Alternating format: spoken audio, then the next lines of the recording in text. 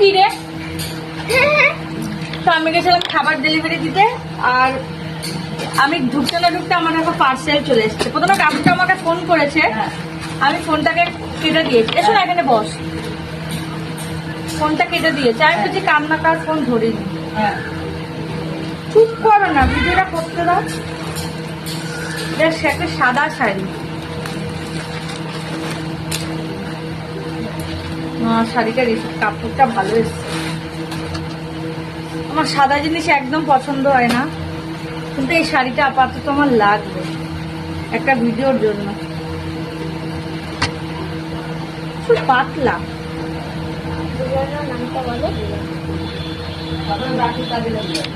কার? হ্যাঁ, এত দাম দিয়ে কিনা ওকে দিচ্ছি আমি।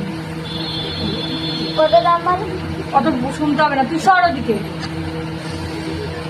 এই শাড়িটা ভিডিওর জন্য কিনেছি, আর তারপরে দেখে এতে কিছু কলকা টলকা করে ফেব্রিক কালার দিয়ে কারুকার্য করা যায় না।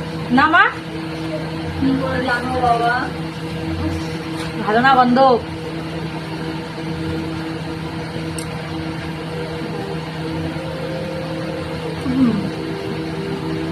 পচা লাগে, ভালো লাগে না। সাদা জিনিস আমার ভালো লাগে না, একদম ভালো লাগে না।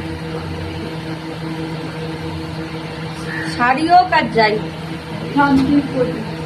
শান্তির প্রতীক হলেও কি হবে, সাদা জিনিস ভালো। সাদা চুড়িদার ভালো লাগে না, আমার সাদা জিনিস ভালোই লাগে। সাদা বাড়িও সাদা জিনিস ভালো বাড়ি। কিছু কিছু যেমন বেড কভার ভালো লাগে, কিন্তু শাড়ি শাড়ি নিজের গায়ে পরার জিনিস ভালো লাগে না। সাদা বেড কভার না, ঘুমো হয়ে যায় বাবা। না, বেড কভারটা তো ভালো লাগে।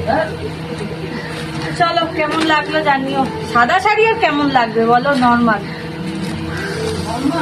নর্মাল।